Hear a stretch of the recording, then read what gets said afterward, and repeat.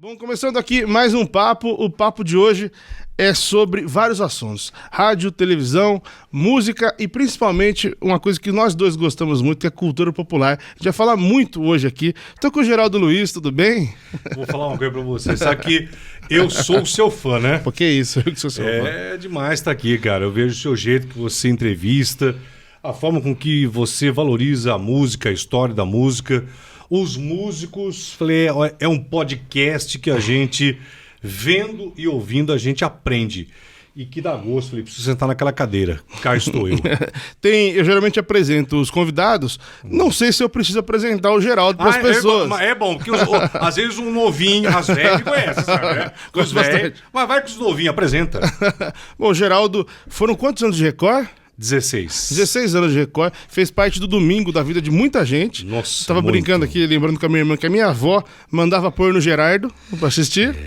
E então, tá na televisão há muito tempo, é um cara que também é muito forte nas redes sociais, também um cara muito seguido nas redes sociais, faz muito barulho por ali também. Eu vou falar de um monte de coisa com o Geraldo, vai entrar aí o vídeo dos patrocinadores, façam o favor de assistir, daqui a pouquinho eu volto. Só, essa pausa aqui é rápida, só para falar dos nossos parceiros que estão sempre aqui nas entrevistas. Um deles é a Natural Crisp, vocês já ouviram falar várias vezes aqui no canal. A Natural Crisp faz petiscos para o seu gato e para o seu cachorro, para o seu animal de estimação. Eles têm crescido muito nos últimos tempos, principalmente pela questão de ser um produto 100% natural. Todo mundo está cada vez mais preocupado com esse lance de qualidade da alimentação. Aqui é tudo 100% natural e carnes mesmo, de verdade. Essa que eu estou mostrando para vocês, para cachorro, é de Angus, carne Angus mesmo, que eles compram, desidratam e deixam para o paladar dos animais, no caso aqui dos cachorros. Tem para gato também, esse daqui é isca bovina para gato. Para você que tem pet,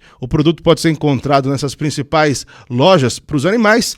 E caso você seja lojista e ainda não venda produtos da Natural Crisp, tem um número aqui embaixo, especialmente para os lojistas. Caso vocês percam esse número aqui, ele passe muito rápido, ele vai estar também na descrição do vídeo aqui. Então, dá uma olhada, a Natural Crisp tá com a gente aqui e tá indo muito bem, fico muito feliz com todo o sucesso deles.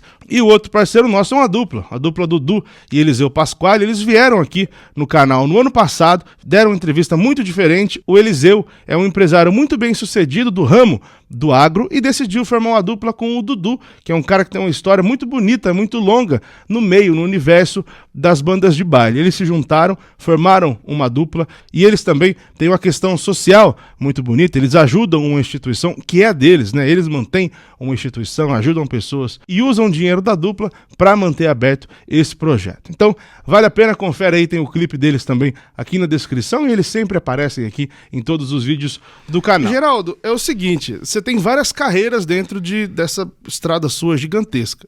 Você é um cara que virou nacional, que virou um cara conhecido nacionalmente, famoso. Você começa com comunicação como? Eu já te disse aqui, eu gosto de gente que fala alto, porque me ajuda depois no áudio para controlar. Eu falo alto, você fala muito alto também. Que a gente de rádio... Isso. Você começa na rádio? Rádio. Quando eu descobri a minha voz, eu falei, caraca, é a minha voz que vai me tirar da zona porque eu morei, né, num prostíbulo lá em Limeira. É a rádio que vai me tirar da miséria, é a rádio que vai me doutrinar, a rádio que vai me ensinar a falar. O caminho para mim vai ser a rádio, eu vou chegar na televisão pela rádio. Tudo que eu tive de melhor na vida, de ensinamento. Quando eu cheguei na televisão, André, assim, as pessoas falam, mas pô, esse improviso, esse jeito que você fala, a televisão te fez falar bem. Eu falei, não. Quem me ensinou foi isso aqui é o que eu falo. Microfone é uma coisa muito séria, muito séria para cantar, séria para entrevistar. O microfone é um negócio. Então, quando eu comecei a levar a sério a formação, o rádio me formou, entendeu, Pinto? O rádio falou assim, olha, o Geraldo Luiz, esse nome Geraldo Luiz ficou forte quando os ouvintes entenderam que era o programa Geraldo Luiz, que sabia falar, que sabia se comunicar, e nasceu pelo rádio como repórter policial, né? 24 anos dando paulada, botando o nego na cadeia pelo microfone. Você é do 019, eu sou do 019 também. Cuidado com nós. Todo mundo que é do 019... Você é de Limeira, que é aqui pertinho de Campinas, né? do lado, é um pulo aqui, né? Você é de família humilde, família pobre? Sim, faxineira, pobre mesmo, pobre. Mas você falou assim, eu vi na rádio a chance de sair do buraco. Por quê? Você já falava bem? Porque quando eu percebi na escola que a professora falava... você tem só 12 anos, tem esse vozeirão. Então já era de criança. Quando eu percebi que a minha voz dava eco na sala, nunca... Você está com quantos anos? 38. Tu é não, menino. Você sabe o que é chamada oral? Sim, pô, fiz... Tá. Mais ou menos o nome, chamada oral, lembra? Chamada oral. Quando tinha esse negócio de chamada oral, todo mundo ficava assim, a voz de Geraldo, a voz de Geraldo. E aí eu tinha uma professora, chamava lá no SESI 5 em Limeira, ela na Boa Vista, ela falou assim, que ela me chamou do lado e falou assim, você viu aquele texto que eu mandei você? Cada um fazia uma linha parte de um texto, depois explicava o texto. Aí falou, você percebeu que eu deixei você falar? Eu falei, eu percebi, porque a senhora fez isso, porque a sua voz é gostosa, a sua voz é boa. Cuida dela que você vai ainda parar no rádio. E a gente que é do interior ouvia rádio, né? Não tinha força, tinha televisão, tinha mais força mesmo, era o rádio, né? Aí, quando eu fui parar no rádio pelo Pinheiro Alves, que eu ouvi a minha voz, eu gostei, fiquei apaixonado pela minha voz. Porque ninguém gosta da própria voz, da ouvindo, né? Mentira. Gosta? Claro, você vai perguntar pra pessoa que ganha dinheiro da voz com a música. A pessoa pode não gostar de se assistir, uma coisa diferente de se ver no vídeo. Mas uma das coisas, você não precisa ter um vozeirão, você precisa gostar da sua voz. Você precisa fechar os olhos e entender que a sua voz é a sua segunda alma. É a minha segunda alma. Tem uma coisa, vou para um lado totalmente... Não ia nem perguntar disso, mas o Bonner... Teve entrevista, o Bonner faz fono frequentemente, assim, é uma coisa corriqueira, e ele consegue dar força na última sílaba. Você acabou de fazer isso. É de rádio isso ou você fez? Você fez fono há muito tempo? Você Nunca fazer? fiz fono na minha vida. Veio uma fono na época da Record, tinha um saco. Nossa. Ai, falar. Deixa eu falar o texto, deixa eu contar uma história. O fono se abre a boca. Mas é claro que uma fono ajuda, é claro que para quem usa a voz. Eu estava vendo uma entrevista do Chitão e do Chororó falando de voz, né? Quando você vê musicalmente, quando você ouve, né? Essa dupla, eles conseguem calar a boca de todos os outros, né? A importância que tem a voz, mas nunca assim. Mas eu cuido, evito tomar gelado. Você já entrou no rouco, muito rouco? Já. De te preocupar, assim? Já, mas existe uma coisa muito boa para a voz, que é o sono. Quando você descansa a voz, quando você cala a boca, quando você está com dor, se você ficar em silêncio, comer muita maçã, maçã é um truque de muita gente. Maçã é um negócio impressionante. E aquilo que eu tomo também, que é o suco de romã, que é uma vitamina, né? Muito boa. Tanto para diabetes quanto para garganta. Então, antes não, mas hoje eu cuido muito mais. Que você tem uma coisa. Olha, a pele, você sabia disso, André? A pele, ela envelhece, o cabelo cai, mas a voz não. A voz, ela vai com a pessoa até o final. Se ela cuidar, a voz não muda. Por isso que você vê um Roberto Carlos com 90 anos de idade. No mesmo tom. Eu fui ver o show do Roberto faz um mês. Falei, cara, como que pode? Ele é um senhor, é um idoso. É um idoso, passou de 60 anos de idade, é considerado idoso. Como que esse cara com essa força na voz? E assim, aquele tom, né? O VU é baixíssimo, assim, mas uma potência. Então, hoje eu cuido da minha voz muito, mas não tem essa coisa de fone, não. Você conseguiu emprego na rádio e você ganhou espaço no policial, reportagem policial. Porque o cara que me deu a chance era repórter policial. Mas você ouvia, tipo, Gil Gomes? Muito. Já era um negócio. Muito. Gil Gomes era uma... Cara, eu ouvia todos. Eu ouvia o Afanásio, todos aqueles, né? O Paulo Barbosa, eu ouvia muito. Eli Correia. Então, você imagina você, Pionti, no interior, a gente que é do 019, a gente que é do interior, ouvindo esse pessoal da capital, ouvindo, vendo esses monstros, você nunca imagina que você poderia um dia estar perto deles ou trabalhar com eles, né? E aí quem deu isso foi a televisão. Através do quê? Da voz. Que eu falo, tudo que se interliga, tudo que se fala de Geraldo Luiz, tudo se fala, faz voz. Com tudo que depois, antes de ir embora, o meu podcast que eu criei, eu fiquei pensando, voz, vou dar minha voz para quem? Pá! Acendeu. Para quem não tem voz, vou fazer um podcast com morador de rua. Você tá entendendo a questão da voz na minha vida? Entendi. Você começou a ganhar nome no interior quando? No interior. Você tem que chamar atenção. Você é um cara que vem chamando atenção. Você já se perguntou por que você começou? Não tem mais café não, mãe? Acho que tem. Ele tem. Não, mas tem nessa garrafa ainda? Não tem? Acabou? Não tem problema, não tem problema não. Acabou. Mas aí é que a gente chegou aqui e já tomou uma garrafa de café, tá? E café de mãe e café da mãe dele é um negócio assim... Ele é famoso aqui. Maravilhoso. Eu comecei a chamar a atenção. Você tem que chamar a atenção naquilo que você faz. As pessoas não podem. Por quê? Podcast tem um monte, meu irmão, desculpa. Repórter tem um monte. Gente querendo ser apresentador tem um monte, mas isso aqui é coisa séria. Você tem que saber, vou entrevistar, tem que saber como entrevistar. Por que as pessoas sentem saudade da Marília Gabriela? Todo mundo sente saudade dela. Pela inteligência que aquela mulher tem. Uma mulher que faz falta na televisão, porque cada gente ruim que tá na televisão, meu pai do céu. Que saudade de Silvia Popovic. Gente que sabe entrevistar. Você chamou atenção, tanto que chamou atenção, que eu fiz? Eu não tenho assessoria, eu peguei e liguei pra você. Sim, foi direto, né? Eu quero o seu podcast, porque, puta cara inteligente, bacana, o cara sabe perguntar, então tem que chamar atenção. Eu chamei atenção na época como repórter policial pelo meu estilo, eu criei o meu estilo, falei, não posso imitar Gil Gomes, não posso imitar ninguém. E aí, mais uma vez, eu usei o tom da minha voz, que era um tom mais bravejante, mais gritante, um combatente, um justiceiro do rádio do interior, que aí é que começou, olha, liga no Geraldo Luiz. Você viu que o Geraldo Luiz denunciou através do estrondo da minha voz, pela competência da minha voz, que eu falei... Era mais, entre aspas, agressivo o jeito de falar? Muito mais, nossa. É aí que surge o termo balanço ou nada a ver? Não, depois? Não. Tão agressivo que uma vez eu fui na Rádio Globo, peguei umas fitas, fui na Rádio Globo, fiquei lá, cheguei lá, na hora do almoço, saí de lá 10 da noite, não vou me lembrar o nome, mas era o chefão da Rádio Globo.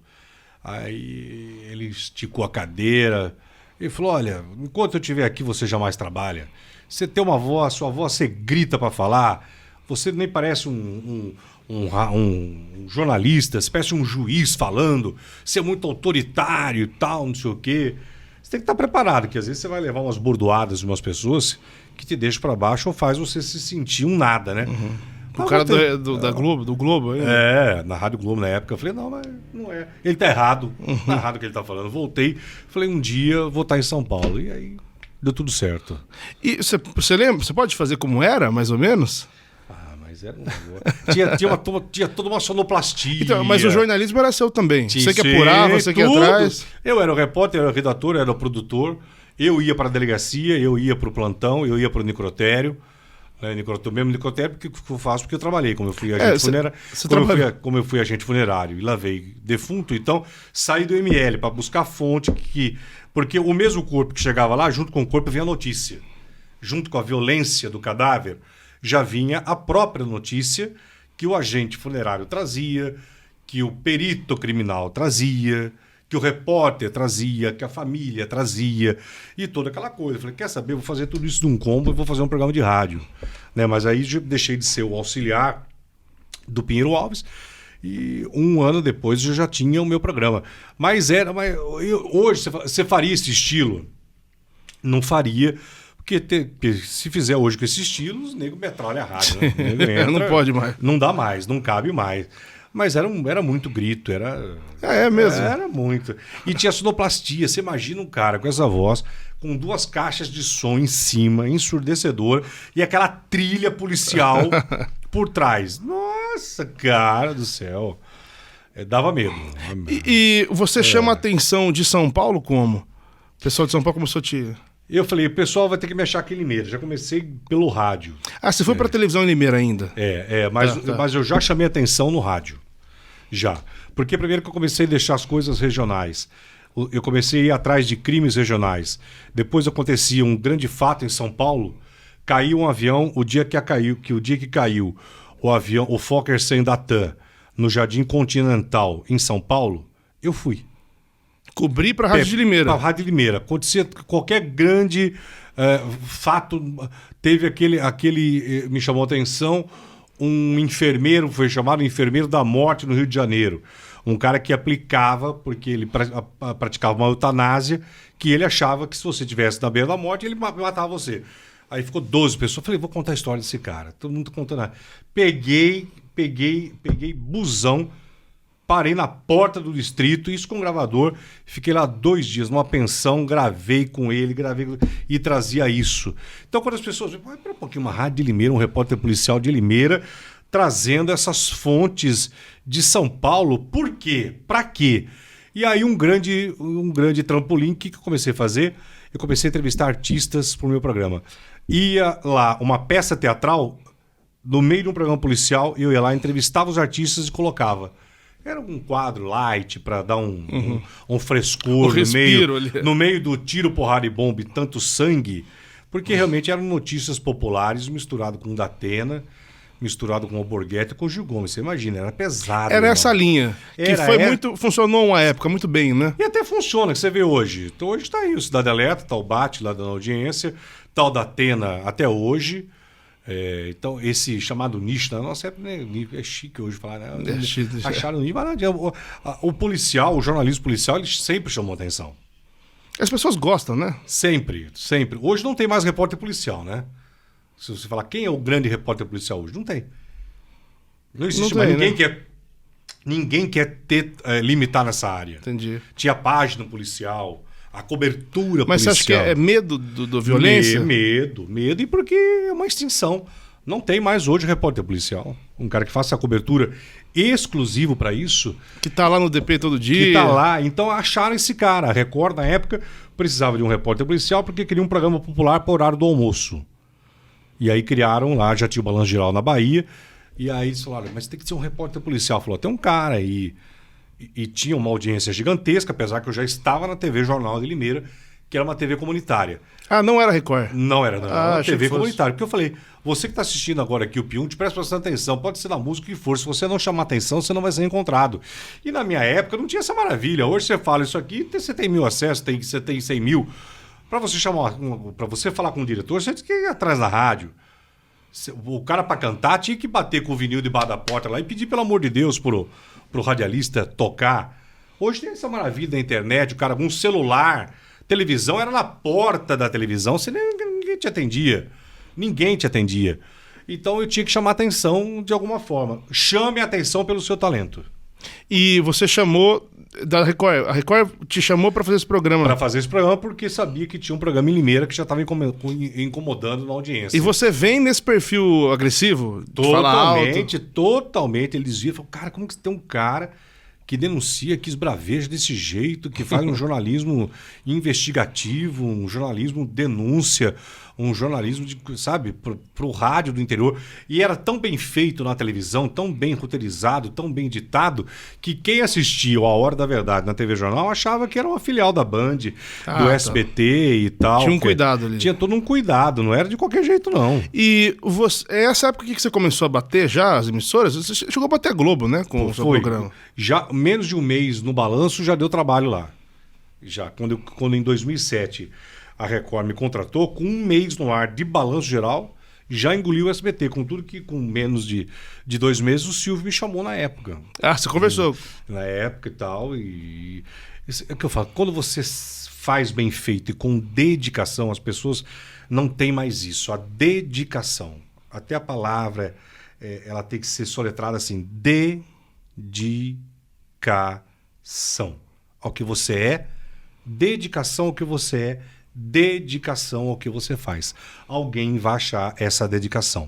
Porque sempre alguém vai precisar de alguém de dedicação ao que faz, ao que fala, ao que canta, ao que apresenta. Você não quis ir para o SBT nessa época? Na época não. Era para apresentar aqui agora. E outra, eu era muito, muito novo, né? Você imagina, um cara recém-chegado de Limeira, fica frente a frente com o Silvio Santos. O Caipira. O Caipira. Vai lá o Silvio e... Falei, não, recém-chegado da Record, um mês de Record, né? Um mês, é a mesma coisa você monta esse estúdio um mês, depois de um mês chega alguém e fala assim, quanto que é o estúdio? Entendi, você não quer, né, cara? Nada. E também, mas a minha gratidão, toda a minha vida melhorou na Record graças a Silvio Santos. Tudo. Souberam da conversa. Souberam da conversa, depois de outros encontros que nós tivemos. O Silvio é um cara que conseguiu valorizar e enxergar sempre o Geraldo Luiz à distância. À distância, o poder do Silvio Santos. E o medo que o pessoal... Hoje, o homem está com 93 anos de idade, o pessoal tem medo dele até hoje. Até hoje, um telefonema do Silvio Santos com 93 anos de idade, que ele não quer, ele derruba uma grade. Com 93 anos de idade, um sim do Silvio Santos, hoje, com 93 anos de idade, um sim do Silvio Santos muda a grade. De qualquer um, até da Globo. Você imagina se hoje o Silvio voltasse com aqui agora. Se o Silvio voltasse hoje, desse uma remodelada, voltasse não com esse nome, com a Casa dos Artistas hoje, para bater de frente com outro BBB. Até o BBB estava lascado. Até o BBB. Porque o Silvio Santos sempre teve a chave da criação. E ele consegue enxergar isso nas pessoas. Eu lembro, tem muitas histórias dele ligando pro Boni e melando coisas que a Globo tinha acabado de fazer. O Silvio me ferrou, para não falar que... O Silvio me fudeu, na verdade. Na época de Domingo Show, que ele iria me levar, começamos uma conversa, e aí ele falou, mas quem é que trabalha com você? Eu falei, tem lá... Tem a Letícia, tem o Hugo, tem o Gustavo. Mas quem são eles? Um faz isso, ganha quanto? Vamos levar, mas eu trago você e você vai trazer quem? Eu vou trazer ele. Esse daqui. Engraçado, né? Acho que eu nunca contei isso daí. Muito engraçado. E o dia que ele me tocou, eu estava aqui, era uma segunda-feira, eu estava aqui em Campinas, lá aquele farol que tem lá em cima, como chama? No Castelo. Na Torre do Castelo, tem uma padaria lá. Tem, a Nico. Eu estava na padaria, estava na Nico Padaria, toca o telefone, era o Silvio. Foi dentro da padaria que ele falou, mas olha, deixa eu conversar com os produtores, eu acerto com eles e tal. E eu tonto, né? 019. O caipira. 019 é tonto mesmo, né? Aí eu acreditei, ele, não sei o quê. Aí passei, chamou lá, contratou os 3, não me contratou. E aí eu tive que trabalhar mais, que eu falei, aí deu trabalho. Deu trabalho. E o Silvio, na época, me roubou os 3 produtores. E você falou que ele acabou fazendo uma proposta, não dava pra competir. Com os produtores? É. Imagina, todos eles estão ricos hoje, todos. Entendi. Gustavo tem até predinho no Espírito Santo, tem um conjunto de prédios no Espírito Santo, graças a Deus, entendeu? É bom, né? Mas na hora... Excelentes profissionais. Ele levou os melhores profissionais. Os melhores. Mas te deu uma raiva no fundo que... Não, ódio mesmo. Fiquei puto da vida. Falei, caraca, meu, e aí agora? Pô, e montar a equipe é difícil, né? Claro, ele me pegou, o Vacari era o meu braço direito, o Hugo a perna, a Letícia o tronco, que era o pauteiro, o cara que ia pra rua e o que fazia a pré-produção. Mas o Silvio achou que ia fazer isso e que ia me enfraquecer aos domingos. Que falou, vou tirar isso daí, o Geraldo vai ficar fraco aos domingos. E aí também o Silvio se lascou, porque aí eu trabalhei 3 vezes mais. Igual um condenado. Eu falei, mas não vai cair. Não vou entregar a audiência dessa forma. E aí viajava mais, trabalhava mais, criava mais. Eu sou um cara de criação. A televisão não tem mais peão de criação. Nem criação, nem emoção e nem o popular. Por isso que ela está tão pobre desse jeito, de apresentadores... Por isso que a televisão perde para vocês, para streaming, para plataformas. Por isso que a televisão vai perdendo. Se tivesse um grande auditório para ver quantas pessoas tem no auditório televisivo, ia se ver um auditório vazio diante da televisão. Eu vou te perguntar bastante disso. Eu vejo os vídeos que você posta nas redes sociais, você pega pesado, né, com a televisão. O que é pegar pesado? Não, essas é a realidade. Você foi no Vilela, falou que a televisão está no pior momento, um momento horroroso. Mentir. Não, é que o pessoal não fala muito. Mas tem que falar. Até porque eu sou de televisão, vivo de televisão e gosto de televisão e assisto televisão. O que hoje prende? Eu repito, eu não tenho vergonha de ser popular e de fazer o popular. Para o povo. A televisão ela foi criada, ela perdeu o seu caminho de criação. Diante dos programas, diante dos apresentadores. O Brasil não se vê mais na televisão com programas. Fala, nossa, que bacana, cara, olha o que está passando. Até porque o povo gosta de se ver. O povo gosta de torcer para ele mesmo quando vê personagens da vida real como ele. O Domingo Show era história simples. Eu ia lá, pegava história de pessoas desconhecidas, gente que nunca ninguém tinha visto na vida, mas via o que naquilo lá? A verdade. Hoje a televisão é um faz de conta. Eu vou te resumir o que é a televisão. E alguns apresentadores e algumas apresentadoras e alguns programas. Tu sabe que você sabe, você que tá vendo agora aqui, sabe o que é paralelepípedo? Paralelepípedo desse tamanho, pesado, né? Se bota na garganta do telespectador paralelepípedos de programa pro povo engolir. E aí engole, fala, engole, assiste, esse apresentador é legal, não é? Esse programa é legal, não é? Não estou falando como apresentador ou criticando colegas, estou falando como telespectador, estou falando de conteúdo. Porque daí consegue se pagar e parece que tá bom, só porque dá uma audiência, uma grana, vamos aí, né? E aí fala, mas tá bom, mas o cara não fala pra massa. Não fala, não é popular. Ela não é popular, ele não é popular. Entendeu? Então, e o povo sabe disso. Não adianta mentir para telespectador. Voltando só um pouco na história, eu tento manter a linha. Isso é uma da linha que você faz?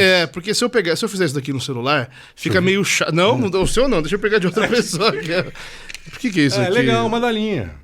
Não é? Depois eu te mostro. É que ele escreve. Eu fico escrevendo. Porque se for no celular, eu acho falta de educação eu falar com você assim, entendeu? Eu acho. Aí fica meio chato. Então. Não é meio, não. Tá certo você. Não é? A pessoa fica olhando pro celular também. Educado. Né? Você é formado em jornalismo? Formado, mas isso é uma besteira, que a maior formação nossa pra mim foi o rádio. Você já fazia jornalismo eu fui tão perseguido, irmão, mas tão perseguido.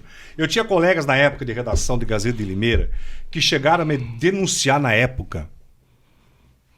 Porque você imagina um cara radialista numa redação de jornal.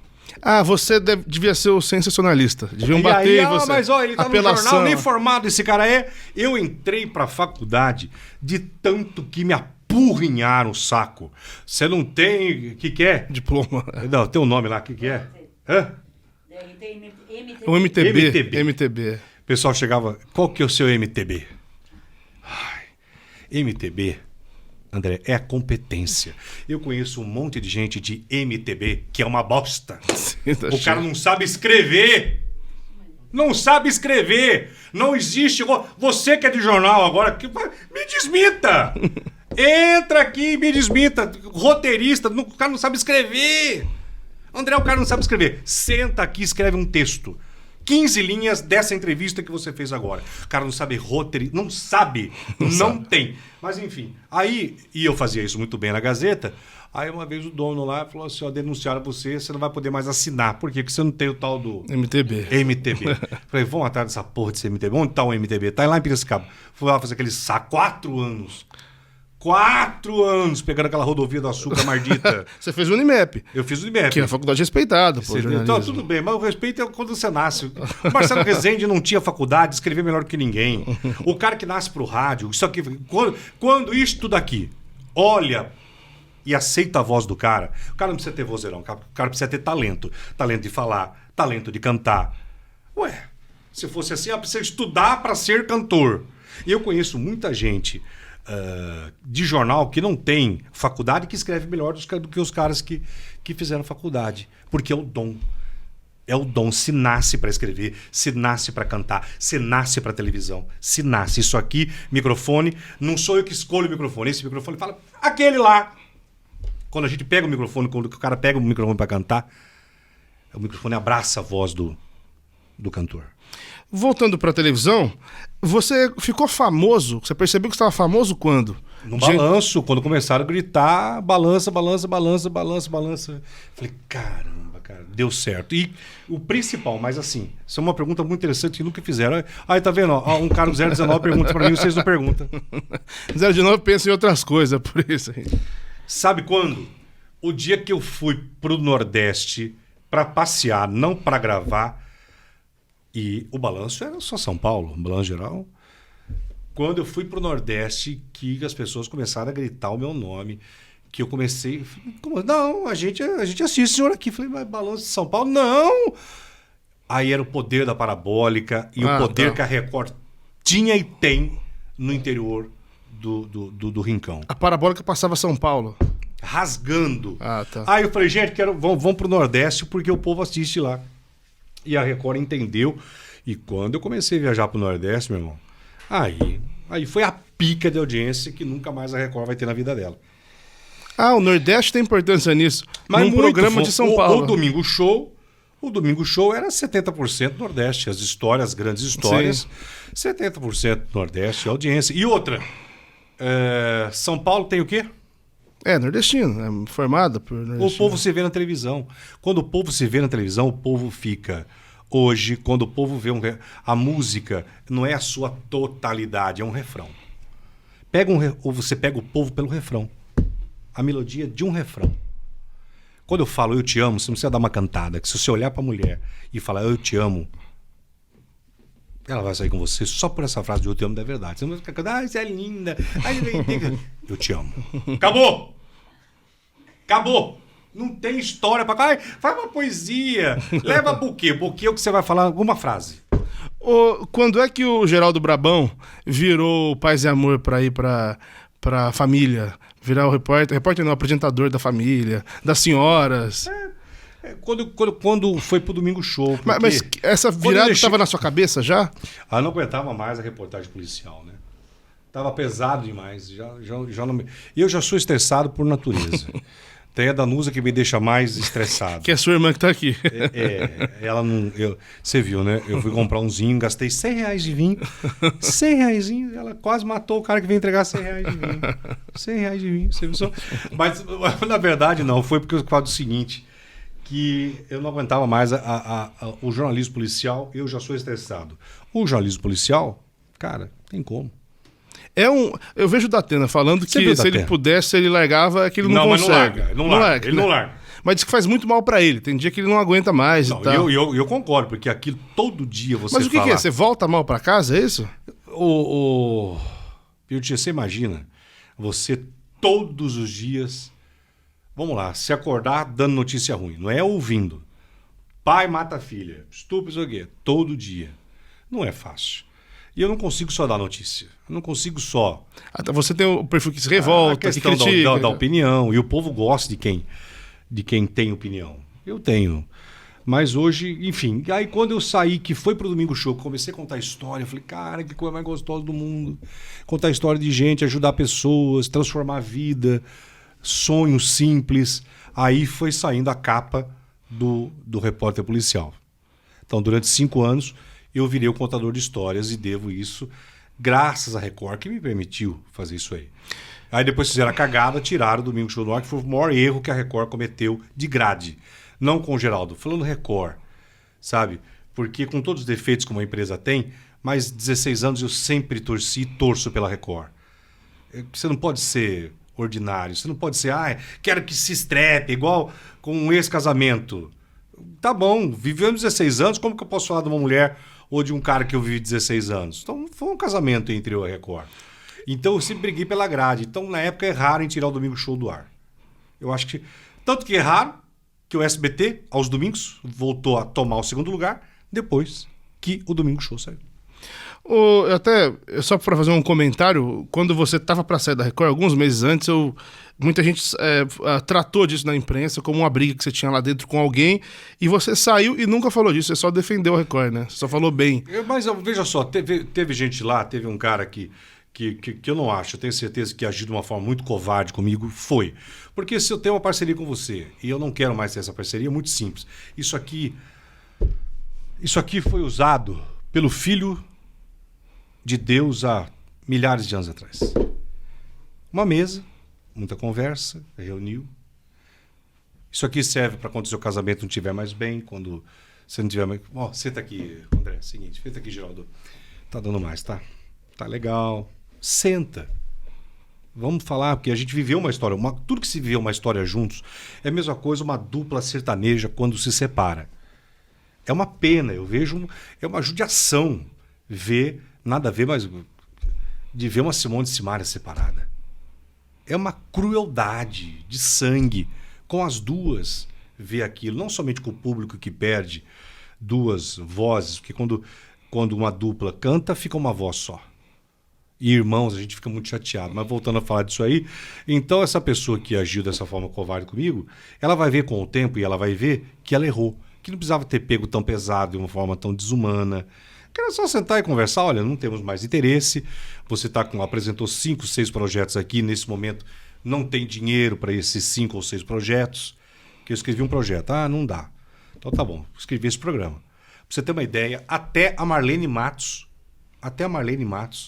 escreveu um programa pra Record comigo. Não atenderam ela. Era um programa com você. Comigo. E olha, que programa. Falei, Marlene, pô, que bacana. Mas isso tem que ser com você, hein? O jeito dela. O jeito Marlene de ser. Mas, ó, esse programa, você viu? É pra você. É a sua cara. Eu dirijo com você. Peguei, cara. Página, parecia aquele negócio de juiz, sabe? Caraca, lendo. Aí eu sempre penso como telespectador, nunca como apresentador. Sempre quando você colocar alguém aqui, e eu tenho certeza, foi isso que me chamou a atenção, dessa forma gostosa. Você é um cara que você pode estar aqui com o grande astro sertanejo, com o cara que está começando, você é grande igual com todos. Você tem essa leveza. Por que eu estava falando isso mesmo? Peraí que eu me perdi agora aqui. Tá falando dos projetos que não aceitaram. Que não aceitaram, isso, a Marlene. Da Marlene. E aí não quiseram nada. Né? Eu falei, então tá bom, então vou embora. Não fui demitido, como muitas manchetes sensacionalistas. E se tivesse demitido, você acha que um homem de 50 anos de idade precisa mentir? Se mentir para o público? Falaria, fui demitido. Não fui, eu pedi para sair. Em respeito, em amor próprio. E até respeitando a casa, ó, não tá dando mais. Eu não vou ficar aqui de madrugada me desgastando, porque eu não tenho nem saúde, não tenho mais 30 anos de idade. Então tá bom, me dá conta aqui, muito obrigado. Vida que segue, sejamos felizes. E não saiu falando mal do ex. Não! Isso não, é bom, mas essa pessoa que fez isso comigo, um dia ela vai me encontrar. Vai falar, cara, peguei pesado, não precisava. Você fica famoso. Você fica um cara muito conhecido no Brasil inteiro. O cara lá do interior, o cara de Limeira, que não tinha nada. Foi fácil controlar a vaidade do cara ter ficado muito famoso, essas coisas. Poderoso, né? Você tinha o que queria. Provavelmente o seu orçamento era daqueles grandes. Muito. Você imagina você ser... você ter uma audiência como a gente tinha aos domingos. É meio que você pediu, os caras tinham que fazer. E outra, a Record Internacional tinha uma força gigantesca na época com o Domingo Show. Domingo Show lá em Portugal era primeiro lugar. O dia que eu fui para Portugal a primeira vez, você não tem noção. Eu fiquei assustado com a minha popularidade lá e depois, durante 5 anos, você passar. E outros, são 160. É um canhão, né? 160 países. 160. Depois o pai conta, filho. É um policial que me reconheceu na rua lá. E tal. Eu sou muito fã do senhor, isso aqui, me tira uma foto aqui e tal. Mas assim, fazer o sucesso, você consegue fazer o sucesso. Mantê-lo é muito difícil. E aí você não se atropelar, você não se engolir com o sucesso não, com a fama. A fama é uma das coisas mais idiotas que existe. Que quando o cara se sente famoso, ele tá perdido. Você não passou por isso? Você não deu uma deslumbrada? Eu passei todos os problemas normais, percalços próprios, particulares, profissionais, que pode se passar. Mas eu nunca deixei o ego, nunca. Eu sempre falo isso. Eu sempre usei o Geraldo Luiz a meu favor. O Geraldo Luiz, ele é um funcionário meu. Então nunca isso me pegou pelo ego, ou para pisar nas pessoas, ou por causa da fama, ou porque eu estava dando 15 pontos, ou porque tudo isso é uma roda gigante. Na televisão hoje você amanhã você não é mais porcaria nenhuma. Já falaram, você sabe disso, que você às vezes é um cara difícil para trabalhar junto. Bem, se você encontrar alguém fácil em televisão para trabalhar... Mas você concorda com isso? Realmente isso é muito duro. Se você cobrar ser duro, eu sou. Porque eu sou duro comigo, porque eu sou sério. Eu faço televisão, coisa séria. Você tá quantos minutos comigo aqui? Estamos 37 gravando, então... Muito bem. Nesses 37 minutos aqui, você conseguiu ver que aqui você tá lidando com um profissional sério, do mesmo jeito que eu tô aqui, que eu não saí lá rodando 200 quilômetros para estar aqui, para participar de um podcast de um cara vazio. Você entendeu? Agora, eu me cobro demais, sempre cobrei. E televisão, tem gente em televisão que gosta de trabalhar, outros não gostam de trabalhar tanto. E comigo só trabalha quem gosta de trabalhar. Quem tem a palavra-chave chamada dedicação. Eu cobro de todos, mas você cobrar é uma coisa, humilhar é outra. Você entendeu? Você não ia para esse lado. Não, mas pra quê? Não precisa. Não, pra quê? Agora, o pessoal fala, é difícil de trabalhar. Se é difícil trabalhar alguém que trabalha 12, que grava 12, 14 horas por dia e que no outro dia pega de novo estrada e grava no outro dia e dorme na beira de um hotel de posto de gasolina, no outro dia viajando para voltar, numa semana com 3, 4 matérias, né? Então é esse cara, duro que trabalha. A vida me ensinou assim, a vida me bateu de uma forma dura e aquilo que Deus me deu eu tenho como um troféu e faço disso uma coisa muito séria, muito séria. Vou entrar agora nos seus novos projetos. O Geraldo está com um podcast, uma ideia muito interessante, que é um podcast que chega no meio da rua e entrevista pessoas em situações de rua. Né? É o primeiro podcast com moradores de rua. Você pensou nisso como? Vou te falar uma coisa. Faz 2 anos, né, quando deu a pandemia, você falou que esse grande estúdio foi na pandemia, né? Aí na pandemia, aí o cara que fazia o meu canal falou, você tem que ter um podcast. A Danusa, você tem que ter podcast. Meu filho, tem que ter Você podia ter? Você podia ter já? Calma, vou te falar sacanagem. Não. Aí tem que ter o podcast. Fiquei quase uma galinha, quase fiquei chocando a ideia, né? Aí um dia, pum! Aí falei, cara... Aí, quando eu fui naquela época para fazer... Veio também esse cara na época e falou, não pode. Não pode. Não vai fazer. Aí falei com o meu advogado, falou, tem uma cláusula realmente aqui que você não pode fazer o podcast, tem que estar atrelado aí lá com a emissora. E a forma depois que eles me chamaram e que eles deram a ideia, eu não gostei. Não me vejo num podcast desse, não quero. Falei, também não dá. E aí continuou essa ideia, meu filho, você tem que ter um podcast. Aí 2 meses atrás, menos que isso, à noite, aí me veio como se fosse uma voz, você vai fazer com eles, desse jeito. E como se fosse acendesse uma cena. E eu vi eu debaixo de um viaduto. Foi exatamente isso. E não tava bêbado não, tá? Que vinho não me deixa bêbado. Aí viaduto, falei, moradores de rua. Falei, liguei pro Léo, o cara que produz o meu canal. Falei, Léo, eu vou fazer um podcast com moradores de rua. Mas e o estúdio? Falei, não tem estúdio. Vai ser na rua. Você tem uma mesa aí? Como que você... tem uma... Manda a foto da mesa. Mandou a foto da mesa. É um bistrô? Ou não que é uma mesinha mesmo? Uma mesa podre, capenga. Precisamos botar um negócio na mesa quebrada ainda. Calço. Lazarento, nem pra consertar. Pô, falei, cara, eu não achei que essa mesa era uma outra, né? Levou a mesa lá. Falei, botar uma mesa debaixo do viaduto do Minhocão, e aí encontrei 2 grandes produtores. O Daniel Duran já tinha trabalhado comigo, e eu gosto de trabalhar com quem gosta de pobre, e eu gosto de trabalhar com quem gosta de gente, que não tenha medo de estar perto de gente. Isso na televisão, no rádio, qualquer coisa. Aí chamei o Daniel Duran, ele falou, cara, que ideia, mas vai você mesmo? No Minhocão, na Praça da Sé? Falei, nós vamos na praça. E aí depois encontrei uma colega jornalista super respeitada do meio, que é a Drica,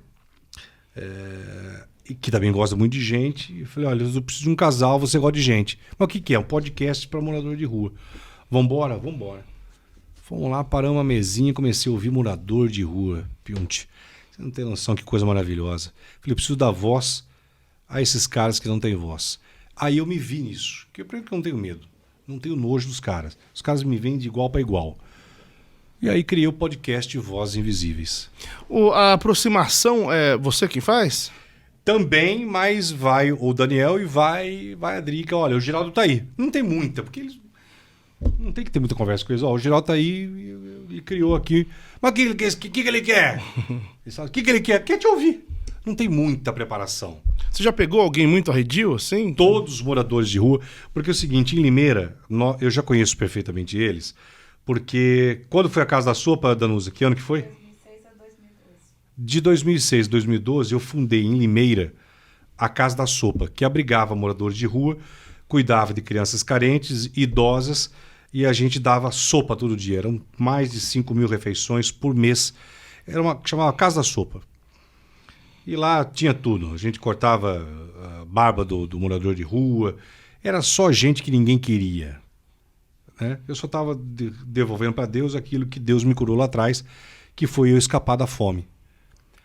E aí, então, na Casa da Sopa, a gente só lidava com esses trecheiros, com esses moradores de rua. Então, a gente já sabe que é um pessoal difícil, eles são desconfiados. Se você chegar para ele e falar assim, se você estiver assim, ó, se você chegar para um morador de rua assim, na estrada, você para com um trecheiro e fala assim, ó, por favor, eu duvido que ele vai aceitar. São desconfiados. Mas quando eles pegam confiança, porque todos eles têm uma história, ninguém nasce na rua. Ninguém nasce. Então, eles precisam confiar. E quando fala que é o Geraldo, aí a Drica fala, ó, eu vou falar com ele. Aí não tem muito segredo não, irmão. É fazer o que a gente faz. A mesinha, 2 microfones, coloco neles lá. E cada história real que Você me contou que a maioria te conhece, né? A maioria. O Geraldo que já sabe quem é. Todo mundo sabe, é o Geraldo. Olha que coisa louca.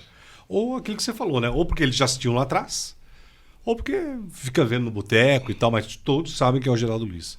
Cara, é muito legal, né? Eu estou me sentindo bem, dar voz para essas pessoas. Eu acho que ele está perto de Deus.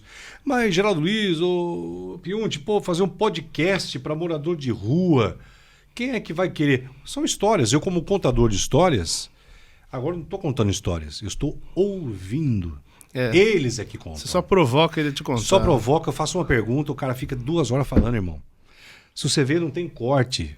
Se você vê, não tem corte. E você encontra histórias belas. Porque existem histórias maravilhosas atrás de um muro, de uma muralha que a sociedade coloca e que ela se divide, onde só quem tem sobrenome, ou quem tem dinheiro, ou quem é branco, que nada. Entrevistamos lá um casal, 2 gays lá, que falou assim, olha, eu nunca namorei homem, encontrei com ele aqui na rua, esse cara me deu amor, estamos juntos aqui. São histórias sofridas, doloridas, são sobreviventes. É legal que a história sem maquiagem nenhuma, né? Zero. Ninguém tá ligando para o que você acha. E né? respeito, os caras respeitam a gente, sabe? Não grita. Quando um começa a falar, o outro cala a boca, fica quieto. Se o cara começa a gritar, é um outro mundo, tá? E é muito louco, mas isso é muito televisão, né? Você fala, como é que não tá na TV isso? Pois é, porque a televisão tá perdida, mas ela vai se achar. Ela vai se achar. Ô, Geraldo, eu vou voltar nesse assunto, mas tem uma coisa que eu queria falar a respeito da nossa profissão especificamente, que é de jornalista. Você é um dos privilegiados que conseguiu ser jornalista e ter uma vida muito boa, principalmente financeiramente. Você foi para um apresentador nacional, virou uma figura nacional, o seu salário sempre foi divulgado, errado ou certo, mas sempre foi alto. Você hoje saiu da Record, você tem uma tranquilidade para fazer um projeto seu, para discutir, para sentar, você tem calma para essas coisas hoje. Não, calma eu tenho, a tranquilidade só tem o Faustão, né? O Faustão tem 10 bi na conta, né? Mas mesmo assim ele não tá muito tranquilo ainda. O Faustão com 10 bi na conta, trabalhou e tudo, foi trabalhar, pô, agora... Foi pro diário não ainda. Sossegou? Não sossegou, o cara com quase 80 anos de idade, 10 bi na conta. 10 bi na conta. Ué, imagina nós, entendeu? Por isso que eu quero voltar a trabalhar. E até porque, o que eu falei, a minha voz ainda, eu não quero envelhecer na televisão. Fazer como o Faustão e como o Gugu, que na época o Gugu vivo, eu falei, Augusto, você tá errado. Dá uma maneirada, não precisa tanto. Não para, né? Eu não paro. Eu quero fazer mais um grande contrato na minha vida, grande eu tô falando, trabalhar mais 5, 6 anos, movimentar a televisão brasileira, falar, pô, olha o que o Geraldo recriou na televisão, tudo aquilo que ele falava não era poesia, a televisão voltou a ser televisão pulsante, olha que tá legal. Depois de 5, 6 anos, meu irmão, eu quero me aposentar. Eu quero estar em Arraial da Ajuda, eu quero viajar, eu quero ficar um velho mais saudável e eu não quero ficar velho trabalhando em televisão. Cara, conhecendo a sua história, eu tenho certeza que você não vai fazer isso. Não vai. Então, daqui a 5 anos, você vai falar, mas agora tem mais você quer pegar essa fita daqui... Exatamente. Não vai acontecer. Tem um empresário que também você conhece, que é o Pedro Mota, que é foi empresário da Joelma, tá com o César Menotti Fabiano. Ele falava que quando ele fizesse 50, ele parava. Ele fala isso há uns 7 anos, ele fez 50, então, não, eu vou continuar mais um pouco. O Silvio falou isso. Tem uma entrevista que o Silvio Santos fala com o Otávio Mesquita. Ele fala isso que você falou. Não para. Você gosta, não adianta. O Silvio fala, o Pelé falou que vai parar, mas depois que se aposentou, não parou. Não parou, muita gente, né? Mas a televisão tá precisando de voltar a emocionar. Mas eu tô te falando, eu puxei você pro jornalismo, porque você é dos poucos exemplos, e infelizmente, são poucos que deram certo. Que conseguiram viver da própria profissão e bem. Você tá bem, enfim. O cara que tá fazendo jornalismo, seja o jovem, ou o cara da sua idade que, como tem acontecido, foram muitos demitidos das emissoras mesmo, estão na rua. vai para onde? O que está acontecendo? O que você está vendo, assim, para o jornalismo, para o comunicador? Para comunicador, não existe mais comunicador. Não tem mais comunicador. Você vê que não tem. Você fala comunicador, não tem mais na televisão brasileira. Pessoas que falam com a massa, são poucos, não tem. Programas populares, dá até pena de ver a televisão, de você procurar alguma coisa, que eu falei que o Brasil se veja na televisão. A televisão passa por um momento de turbulência, de audiência, de faturamento, até porque ela está perdida e porque eles não estão conseguindo fazer audiência. A audiência que desapareceu da tela e foi pro aparelho celular, para as inúmeras plataformas. Você vê hoje os podcasts, o formato e a coisa gigantesca que alguns estão se tornando. A repercussão que alguns programas... Hoje tem podcast, hoje tem alguns programas, tem algumas plataformas que tem mais audiência e mais repercussão de conteúdo do que alguns programas de televisão. Sim. Isso é a resposta do quê? Que a televisão precisa o quê? Acordar. Tem o que fazer? Putz, não tem muito o que fazer. Tem muito, mas você precisa ter diretor para fazer, executivos que dirigem a televisão terem a coragem dessa ousadia. Estou falando ousadia do simples, tá? Não estou falando mais das super grandes produções que custam milhões. Porque fazer com milhões, cara? Pegar um programa e falar assim, você vai ter 10 milhões para fazer esse programa. Até eu viro o diretor, cara. Eu viro o Spielberg, eu viro o Jaime Monjardim Jr. Agora, faz com um recurso pequeno. Que é a realidade. Que é a realidade. Dá para fazer. E uma dessas saídas que as pessoas precisam despertar, histórias. Colocar o povo na televisão. Porque quando o povo se vê na televisão, o povo para o controle remoto. Não deixa. É o que a sua avó fazia. Que sua avó falava. Coloca no Geraldo. Eu vou te perguntar uma coisa que eu já sei da resposta, mas me incomoda. Não falta na televisão, em todas as televisões, em todo que tipo de programa, gente que é do povo, que entenda do povo, e não que queira fazer algo para um público que ele não frequenta. Não é esse o grande problema do jornalismo? A sua pergunta é proposital? Porque eu sei da resposta. Vamos lá. É isso. Jornalista falando com jornalista. Seja mais direto. Pode perguntar. Não falta gente com cultura popular na televisão? Gente que entenda de povo? Tem gente que está na televisão que quer ser popular e não é. Porque não adianta, você não vira popular. O povo olha, o público olha e fala, não é a gente, não é da gente, não é pra gente. Só que tá lá. Aí a história do paralelepípedo. Pega um paralelepípedo e enfia na garganta do telespectador e quer provar, olha, esse programa é tal. Esse cara é popular. Não é popular. Quem vem com aquele papo, não temos pesquisas.